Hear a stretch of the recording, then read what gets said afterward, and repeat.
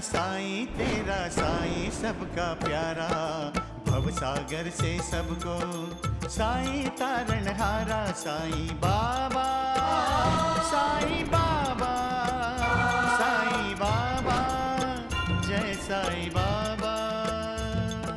साईं मेरा साईं तेरा साईं सबका प्यारा, भव सागर से सबको साईं तारणहारा। साईं बाबा, साईं बाबा, साईं बाबा, जय साईं बाबा। मैं नहीं देख सकती, मुझसे नहीं देखा जाता। नूर,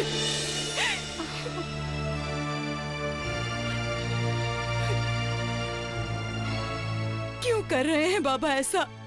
जिस द्वारिकानाथ और वैद्य जी ने हमेशा उनसे ईर्ष्या की, नफरत की, बाबा उन्हीं की बात सुन रहे हैं। वो कौन है ये जौहर? कहाँ से आया है? कोई नहीं जानता उसे। अब अचानक साईं बाबा उसके चेले बन गए। हम इस बात को हजम नहीं कर पा रहे हैं राधा बाई। साईं बाबा हमारे भगवान हैं और हम अपने भगवान को किसी शैतान की चाकरी करते हुए नहीं देख सकते। आप हंस रही हैं राधा बाई? सोच रही हूँ नूर कि जौहर कितना भाग्यशाली है, कितना पुण्यात्मा है वो कि उसकी सेवा खुद साईं बाबा करते हैं। साईं बाबा जैसे साधु संतों की लीलाएं हमारी बुद्धि से परे होती हैं। ऐसे योगियों के लिए धूप और छांव, आग और पानी सब समान होते हैं। पंच महाभूतों पर उनकी हुकूमत चलती है। अपने योग सामर्थ्य से साईं बाबा जैसे योगीराज असंभव भी संभव कर दिखाते हैं। आप ही ने कहा था शिबूबाई, दिवाली के अवसर पर साईं बाबा ने पानी से दिए जलाए थे। श्री स्वामी समर्थ ने भी इसी तरह की लीला की थी। श्री स्वामी समर्थ का भक्त था भगवंत अप्पा सुतार। श्री स्वामी समर्थ जय जय स्वामी समर्थ, जय जय स्वामी समर्थ। श्री स्वामी समर्थ जय जय स्वामी समर्थ, जय जय स्वामी समर्थ। श्री स्वामी समर्थ जय जय स्वामी समर्थ, जय जय स्वामी समर्थ। श्री स्वामी समर्थ जय जय स्वामी समर्थ, जय जय स्वामी। भगवान सुतार, कैसे हो? आपकी कृपा से सब ठीक चल रहा है स्वामी महाराज। बेटी कलावती, तुम? बस आपका आशीर्वाद है महाराज। आपसे एक प्रार्थना है स्वामी महाराज। खेत में नया कुआं बनवाया है ना तुमने? आपको तो सब पता है भगवान। हाँ। हम चाहते हैं आप उस कुएं से पहली बार पानी निकालें और खेत पर ही भोजन करके हमें कृतार्थ करें।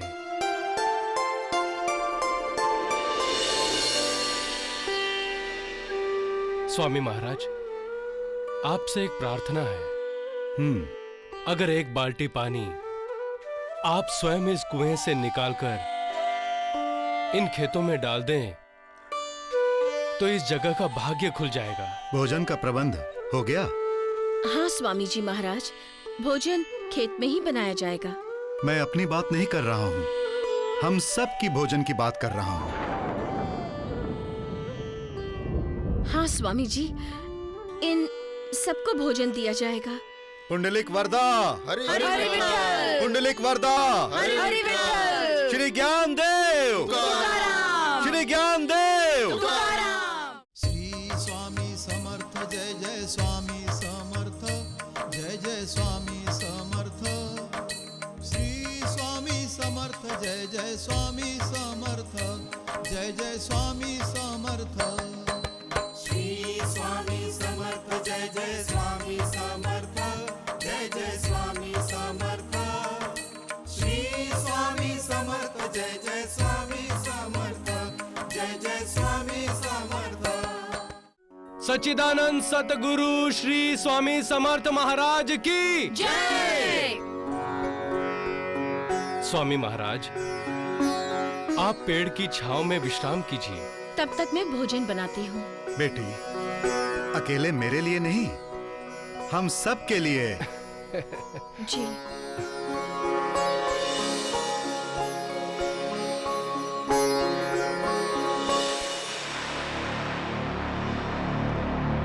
ये स्वामी महाराज भी ना इतने सारे लोगों को भोजन देने के लिए क्यों कहा इन्होंने?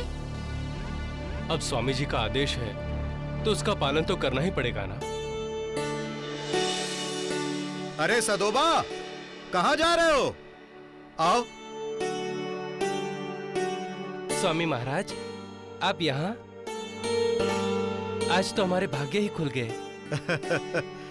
सुतार सबके लिए भोजन बना रहा है। आज ये सभी आगंतुकों को भोजन कराएगा। आप स्वामी महाराज को समझाइए ना। अरे पांडोबा, ओ सदाशिव, आओ आओ। अरे सुतार आज सभी को भोजन करा रहा है। प्रणाम स्वामी महाराज।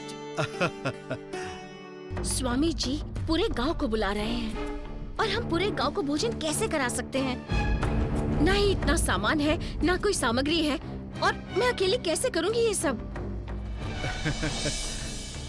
अरे सुतार, भोजन जल्दी बनाओ, भूख लगी है सबको। चलो भोजन बनाते हैं। अरे अभी तक चूल्हा नहीं जलाया? क्या हमें भूखा रखने का इरादा है? आपने घासलेट कहाँ रखा है? ये लो।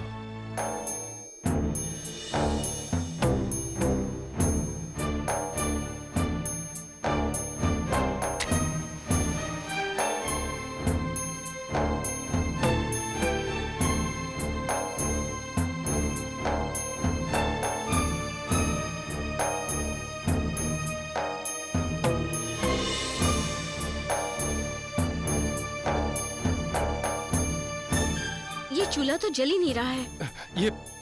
ये हो क्या गया है?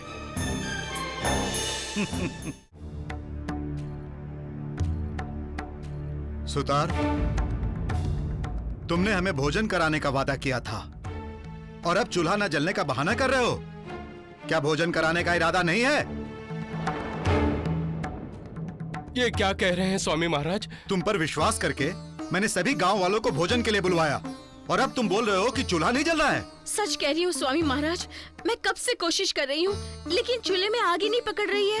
आग दिल में जलनी चाहिए, ऐसी आग जो दूसरों के दुख को देखकर खुद जल उठे और हम उनकी सहायता के लिए तुरंत दौड़े चले जाएं।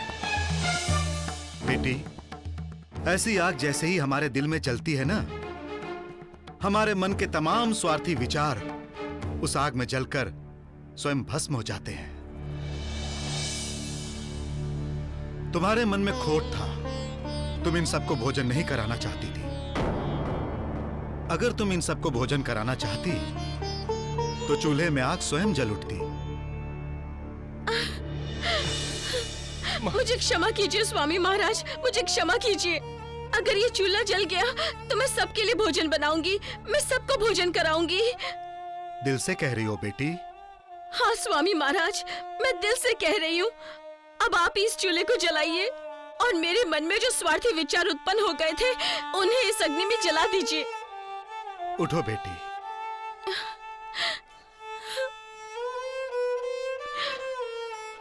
और तुमने जो नया कुआं बनवाया है ना, उसमें से तुम दोनों पति पत्नी एक बाल्टी पानी लेकर आओ। पानी? हाँ, जाओ।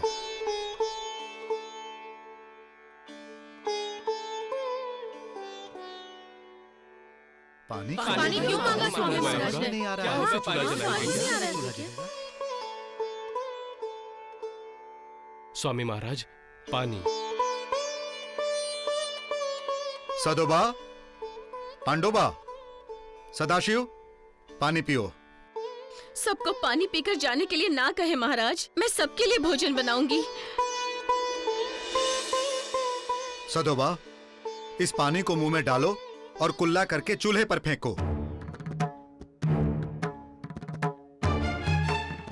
मैंने कहा मुंह के पानी को चूल्हे पर फेंको।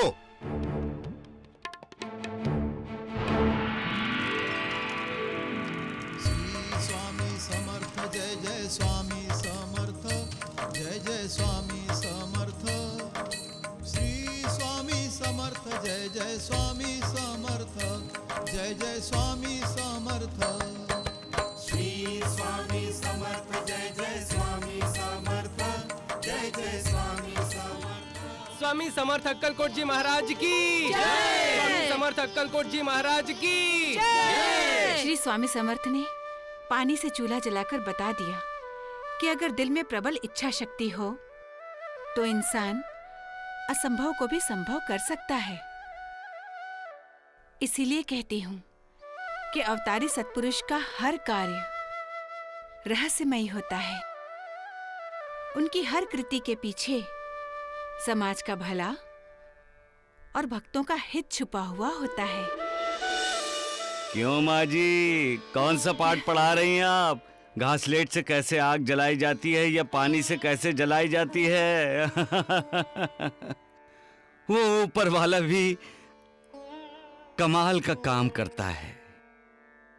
उसके राज में कुछ भी नामुमकिन नहीं है। इसलिए तो जन्म के बाद मृत्यु आती है और दिन के बाद रात होती है। जो ऊपर चढ़ता है उसे नीचे आना ही पड़ता है नूरबाजी। इसलिए हमेशा मालिक की शरण में जाना चाहिए, हमेशा उसकी पूजा करनी चाहिए। अहंकार को त्याग कर अपने आप को उन्हें समर्पित कर देना चाहिए। चलो। हाँ हाँ हाँ, चलो चलो। बाबा। सकुबाई, अब मुझे मत रोको। अगर समय रहते बाजार से सामान लाकर मैंने गुरुदेव के लिए खाना नहीं बनाया तो नाराज हो जाएंगे। इसलिए मुझे जाने दो।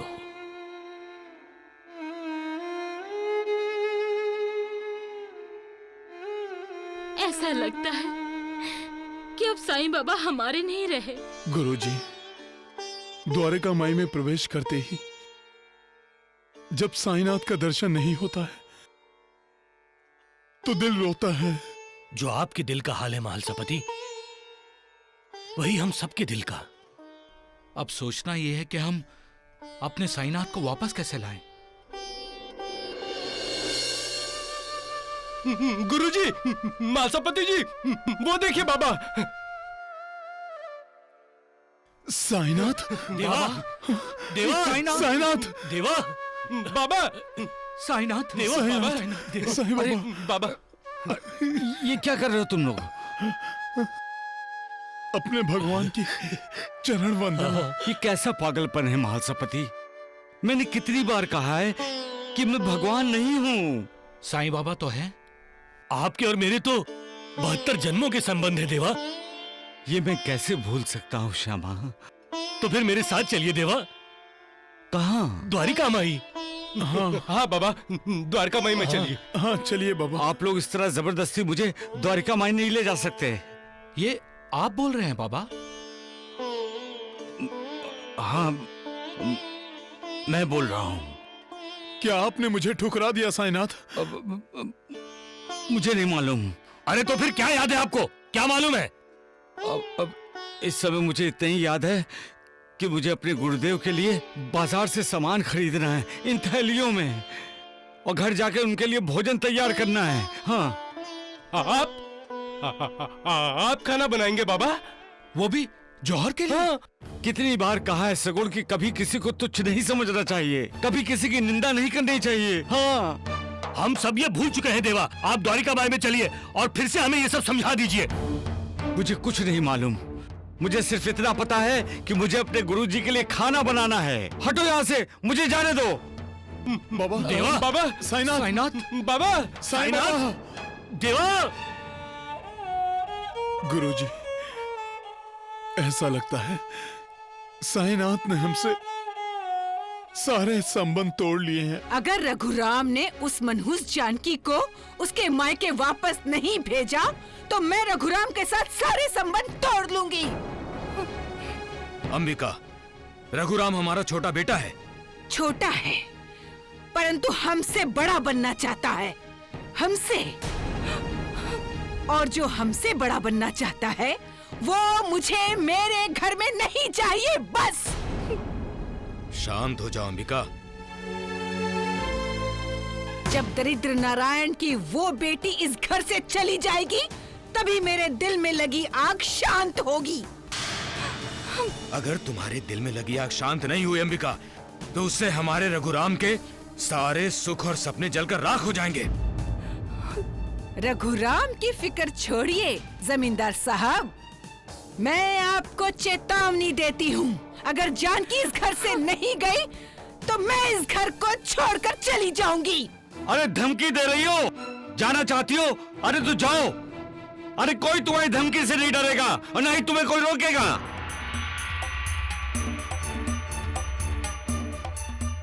अरे इसी व्यवहार के कारण तुम्हारे मायके के दरवाजे तुम्हारे लिए बंद हो चुके हैं। उस दरवाजे पर जाकर चाहे जितने भी दस्तक दो, ना तुम्हारा भाई दरवाजा खोलेगा ना तुम्हारी भाभी दरवाजा खोलेगी। अरे अक्लमंदी इसी में है कि अपनी ससुराल, अपना घर संभालो, अपने अहंकार को दांव पर मत लगाओ। साईं बाबा किससे बातें कर रहे हैं?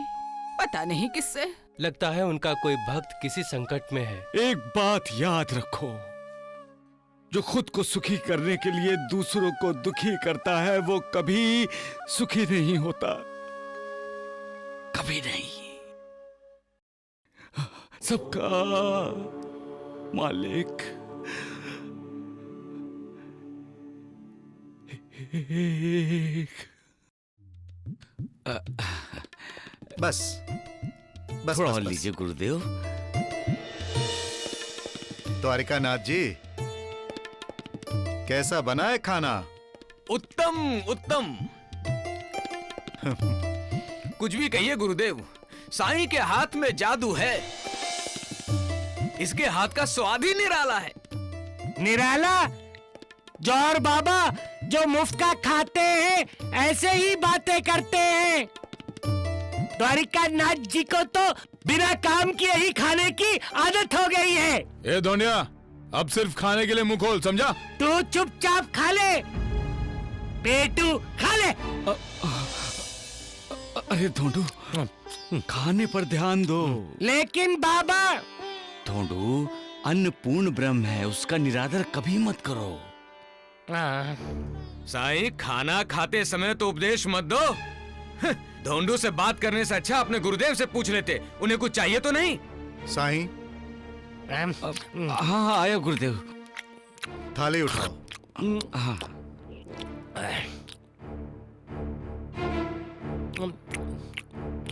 खाओ खाओ।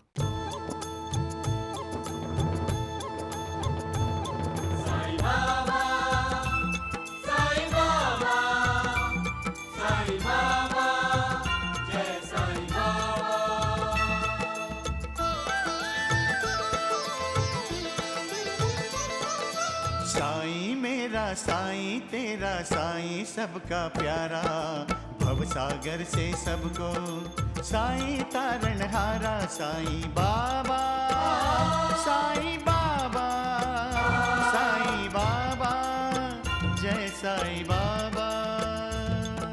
साईं मेरा साईं तेरा साईं सबका प्यारा, भव सागर से सबको साईं तारण हारा। साईं बाबा, साईं बाबा, साईं बाबा, जय साईं बाबा।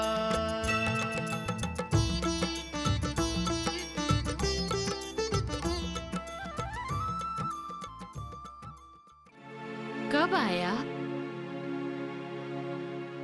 आप रो रहे हैं? क्या बात है जी? आप क्यों रो रहे हैं? कुछ बताते क्यों नहीं?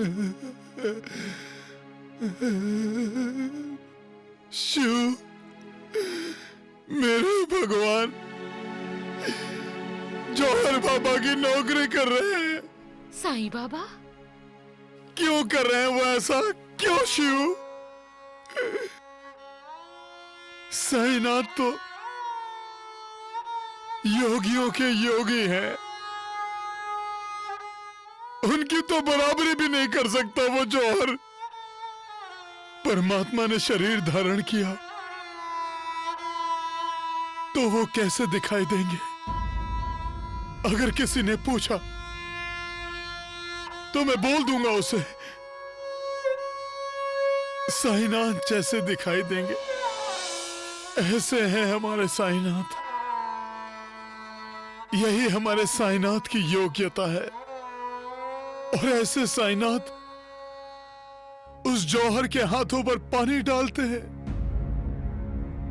उसके हाथ धुलाते हैं, उस पाखंडी के सिर पर छतरी पकड़ते हैं, उसकी नौकरी करते हैं। आप भूल रहे हैं कि भगवान श्री कृष्ण श्री खंडिया बनकर संत एकनाथ के घर पानी भरते थे। शिव, वो पाखंडी जौहर संत एकनाथ नहीं है। जिस जौहर को साईनाथ की चरण वंदना करनी चाहिए, उसकी सेवा करते देख मन को बहुत पीड़ा होती है शिव, बहुत पीड़ा होती है। शांत हो जाइए, आप शांत हो जाइए। कैसे शांत हो जाऊं सुशीला, कैसे शांत हो जाऊं? द्वारका नाथ का चरित्र क्या हमसे छुपा है? ऐसे पाखंडी द्वारा शिरडी में लाए उस जौहर बाबा को साईं बाबा कैसे अपना गुरु मान सकते हैं? जब साईं बाबा ने उसे अपना गुरु मान लिया है तो यही तो दुख की बात है सुशीला। अरे देवा, ऐसा कैसे कर सकते हैं? इस प्रश्न का जवाब तो अभी ढूंढने से भी नहीं मिल रहा। तुम देखती तो तुम्हें अपनी आंखों पर विश्वास नहीं होता सुशीला। साईं बाबा कैसे उस जौहर बाबा की सेवा कर रहे थे?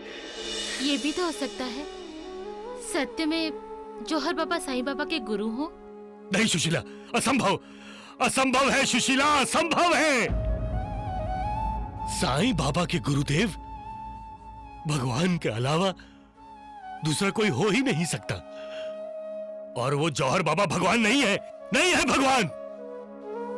नाना वली सच कहता है, जो द्वारिकानाथ का साथ देता है उसकी गिनती इंसानों में नहीं शैतानों में ही हो सकती है, शैतानों में ही।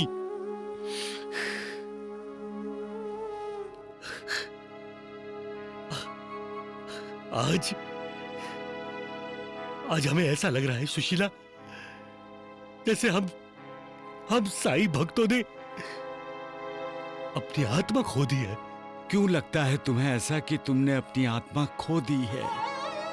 क्यों लगता है तुम्हें कि तुमने अपने आप को खो दिया है? उस मालिक को ढूंढने के लिए कहीं जाने की जरूरत नहीं है। न मंदिर में, न हिमालय में, सिर्फ अपने आप में ढूंढो, अपने अंदर झांको। अरे बुद्धू, मालिक को जानने से पहले अपने आप को जानो। मालिक से परिचय बढ़ाने से पहले अपने आप से परिचित हो जाओ। अपने आप से परिचित नहीं होगे तो दूसरों को अपना परिचय कैसे दोगे? अपने आप को सिर्फ एक शरीर मत समझो। अगर तुम अपने आप को शरीर समझोगे तो अपने उद्धार की सीढ़ियां नहीं चढ़ सकोगे। और उद्धार की सीढ़ियां चढ़ना है तो तुम्हें अपने अंदर जाने की सीढ़ियां उतरनी होंगी। सीढ़ियां उतरो, तभी तुम्हारी भेंट तुम्हारे शरीर में रहने वाले अशरीरी से होगी। कौन है यह अशरीरी? एक दिव्य तेज, एक दिव्य रोशनी जो परमात्मा का अंश है, मालिक का प्रतिनिधि है, हमारे शरीर का चैतन्य है जिसे हम आत्मा कहते हैं। एक बार आत्मा से परिचित हो गए तो तुम्हें अद्भुत और दिव्य आनंद का स्रोत प्राप्त होगा। तब तुम एक नई दृष्टि से दुनिया को देखोगे और जान जाओगे कि यहाँ कोई दूसरा नहीं है, सभी एक ही हैं, क्योंकि हर किसी में वही आत्मा है जो परमात्मा का तेज है, अंश है, प्रतिनिधि है। ऐसे सवाल फिर मन में उठेंगे ही नहीं, क्योंकि आत्मा का साक्षात्कार होने के बाद तुम जान जाओगे कि कोई तुमसे दूर नहीं गया है, कोई तुम्हें छोड़कर नहीं गया है। हर कोई तुम्हारे पास है, तुम्हारे अंदर ही तो रहता है। सबका मालिक एक। पिताजी, चाय लीजिए।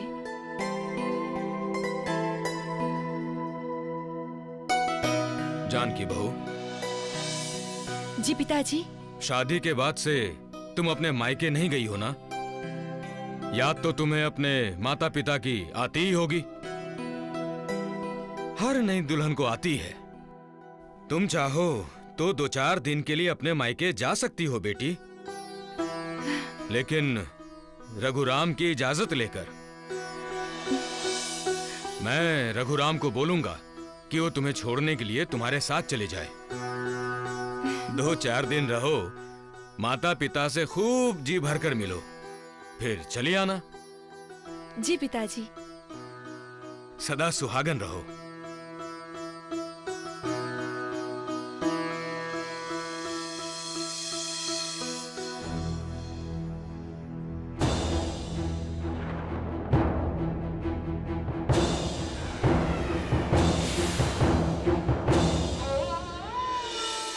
मालिक, कैसा कैसा इंसान बनाया है तुमने। इतना भोला कि प्यार के 2 शब्द बोल दिए तो पिघल जाता है। अपनी तरह दूसरों को भी अच्छा और सच्चा मानता है। उसे कौन समझाएगा कि जो उसे दुख दर्द देता है वही तो उसके आंसू पोंछने का नाटक करता है। ये कब जान पाएगा कि तसल्ली देने के बहाने जो हाथ पीठ पर फेरा जाता है वही हाथ उसकी पीठ में छुरा भोंकता है। मुझे डर लगता है मालिक, जब किसी निष्पाप के दिल को ठेस पहुंचती है तब उसका भविष्य, उसकी दुनिया ध्वस्त हो जाती है। फिर उसका विश्वास पर भी विश्वास नहीं रहता। फिर वो मानने लगता है कि उस दुनिया में मालिक है ही नहीं। ऐसे हालात क्यों पैदा करते हो तुम? क्या मिलता है तुम्हें मालिक? क्यों इतनी कठोर परीक्षा लेते हो? एक तुम ही हो जो इन सारे सवालों के जवाब दे सकते हो। एक तुम ही हो जो इंसान की डगमगाने वाली कश्ती को संभाल कर किनारे लगा सकते हो। दया करो मालिक, रहम करो, रहम करो मालिक, रहम करो। बहुत अच्छा बोलता है हमारा ये शिष्य। कहाँ गुरुदेव, मेरे जो दिल में आता है वही जुबान पर आ जाता है। सुना द्वारिका नाथ जी, आपकी जुबान पे कुछ और होता है और दिल में कुछ और। ढोंडिया, इस समय जो मेरे दिल में है वही जबान पे है। क्या है आपके दिल में? कि तुम्हारी लाठी से धुलाई कर दूं। अरे भगवान, इस काम के लिए आप मुझे आज्ञा दीजिए। अरे बड़ा आज्ञाकारी है। जब नानावली आता है तो दुम दबाकर भाग जाता है, भगोड़ा डरपोक। साईं जी गुरुदेव। तुमने जो भी बाहर बोला हम सभी ने सुना। ऐसा लगा कि ये साईं नहीं बोल रहा, बल्कि हम सब अपनी ये दिल की आवाज सुन रहे हैं। सब आपकी कृपा है गुरुदेव। अरे गुरुदेव, अपने शिष्य की इतनी तारीफ मत कीजिए कि आपके सर पर बैठ के नाचे। जौहर बाबा द्वारिका नाथ जी साईं बाबा का कहना मानकर अंदर झांके हैं। मतलब? अरे मतलब क्या, ये जैसे हैं ऐसे ही इनको लोग दिखाई देते हैं। ए साईं, ज्यादा दांत मत दिखा, अंदर जा, बहुत काम बाकी है। अपने गुरु के कुछ सेवा कर। जैसी आपकी आज्ञा द्वारिका राज जी। सुनो साईं। जी गुरुदेव। आज मुझे शिरडी में जो प्रवचन देना है वो प्रवचन तैयार करो। दुनिया एक पागल खाना है। हम सभी इसमें पागल ही हैं। अगर हम पागल नहीं होंगे तो भी सारे पागल हमें पागल ही समझेंगे। हम समझेंगे कि पागलों का दिमाग नहीं है, और पागल समझेंगे कि हमारा दिमाग खराब हुआ है। हम पागलों को सुधारने की कोशिश करेंगे और पागल हमें सुधारने की। हम एक पागल को सुधारेंगे तो उसी समय 10 पागल पागल खाने में भर्ती होंगे। वो हमें बिगाड़ने की कोशिश करते रहेंगे, लेकिन हमें धैर्य नहीं खोना चाहिए, सब्र करना चाहिए, अपने विश्वास को डगमगाने नहीं देना चाहिए। क्योंकि हमें यह समझना चाहिए कि हम अब अकेले नहीं हैं। हम जिस पागल को सुधारते हैं वो फिर कई पागलों को सुधारते हुए हमारा साथ देने वाला है। कारवां बन जाएगा जिसकी यात्रा का उद्देश्य होगा मालिक के परम धाम को प्राप्त करना। मालिक तुम सबका कल्याण करे। हाँ तो साईं जी, अब तुम जाओ और मेरे कपड़े अच्छी तरह से धो डालो। जी जी, जाओ। अच्छी तरह से धोना साईं। दीदी, क्या मैं अंदर आ जाऊं? आओ आओ ना, बैठो। बहुत खुश दिखाई दे रही हो। क्या बात है, कहीं कोई खुशखबरी तो नहीं? हमारे रघुराम जी कहीं पिता तो नहीं बनने वाले? अरे नहीं दीदी, ऐसी कोई बात नहीं है। फिर खुशी का कारण? पिताजी ने मुझे कुछ दिनों के लिए अपने मायके जाने की अनुमति दे दी है। अच्छा, तो माता पिता को देखने की और उनसे मिलने की खुशी छलक रही है चेहरे पर। दुनिया में कौन सी ऐसी लड़की होगी जो अपने माता पिता से मिलकर खुश नहीं होगी? यही खुशखबरी देने आई थी मैं आपको। अच्छा, तो अब मैं अपने कमरे में चलती हूँ। कहीं माँ जी ने देख लिया हम दोनों को एक साथ तो नाराज हो जाएंगी। हाँ।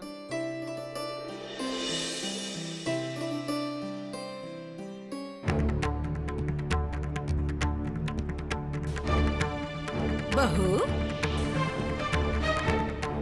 तुमने जानकी के मायके जाने की खुशखबरी तो सुन ही ली होगी।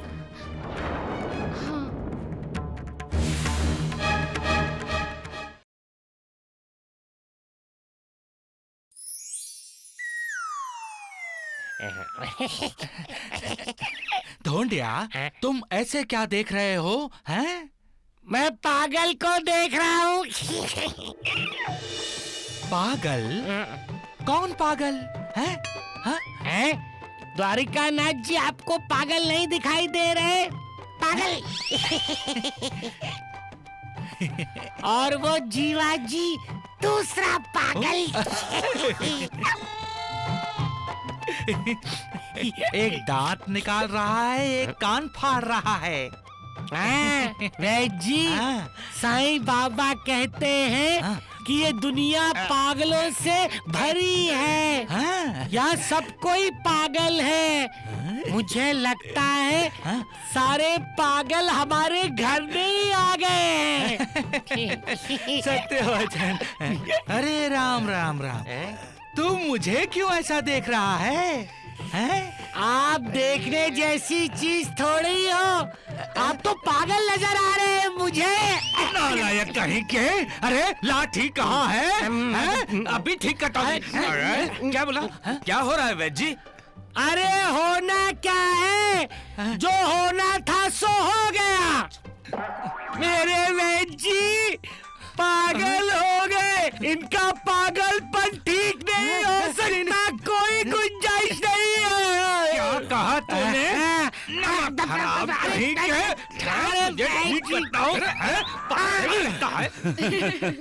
श्रवण दोस्त, पागलपन का जुनून हर किसी के सिर पर सवार होता है। मैं तुम्हें कहानी सुनाता हूँ। हाँ। यहाँ बैठकर सुनते हैं। चलो, चलो चलो चलो, बैठो बैठो। हाँ।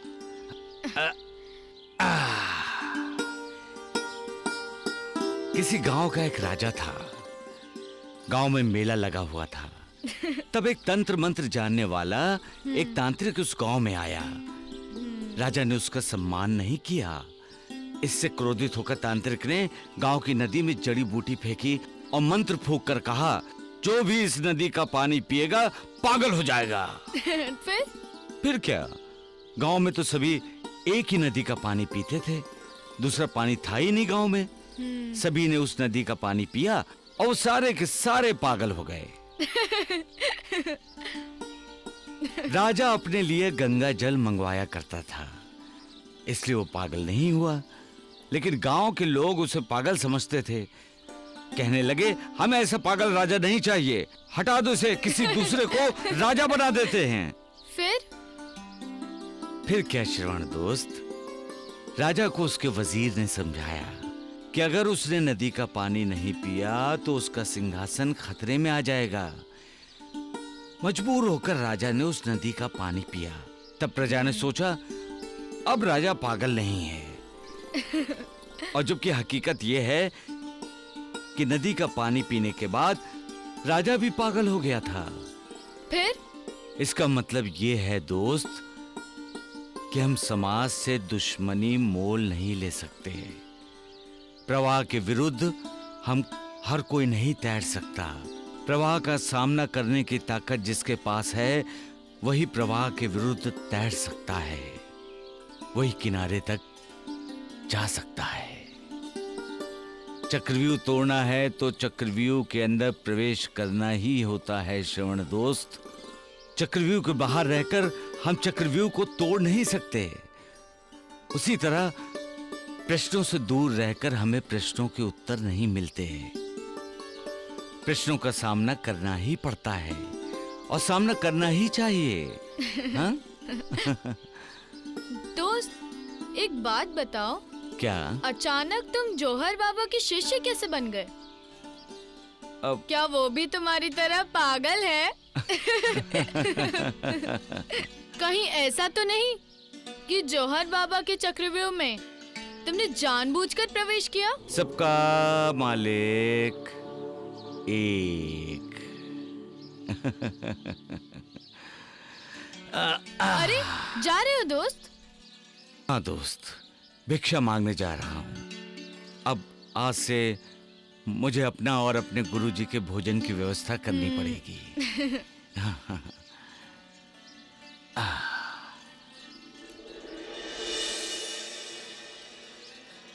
दोस्त, तुम भी उस राजा की तरह लगते हो जो पागलों के साथ रहने के लिए खुद भी पागल बना था।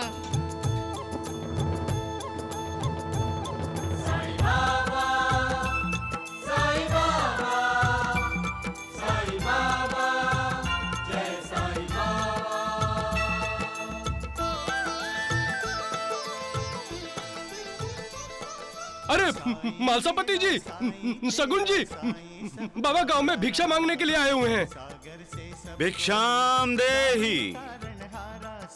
नूरबाजी, भिक्षाम देहि। जय साईं बाबा। साईं मेरा साईं तेरा साईं सबका प्यारा, भवसागर से सबको साईं। क्या कर रही हो नूरबाजी? कई दिनों के बाद आपके दर्शन हुए, इसीलिए आपके सामने नतमस्तक हुई। नहीं नूरबाजी, नतमस्तक होना ही है तो अल्लाह ईश्वर के सामने नतमस्तक हो, किसी इंसान के सामने नहीं।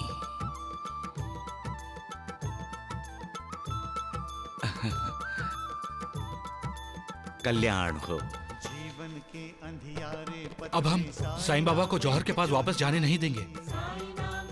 भिक्षाम देहि, भिक्षाम देहि। ओम भवती भिक्षाम देहि।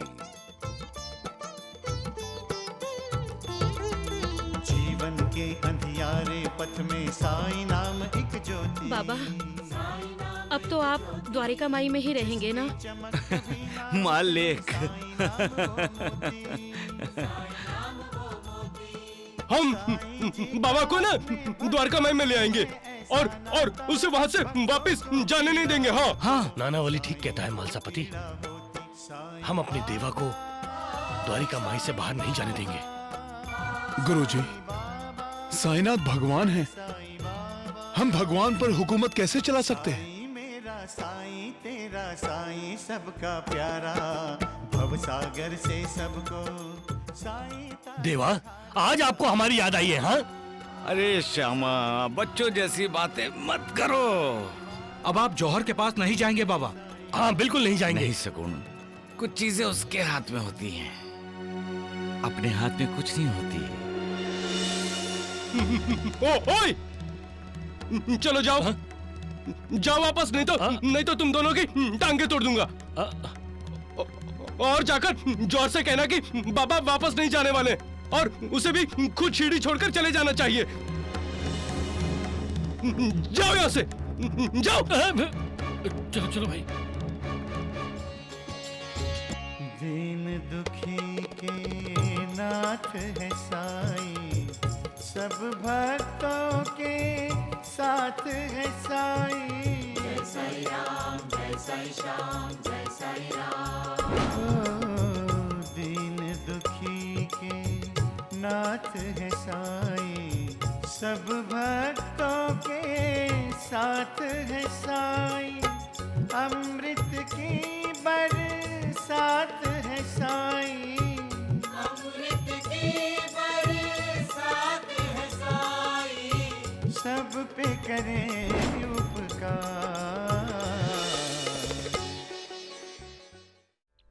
सबका मालिक एक।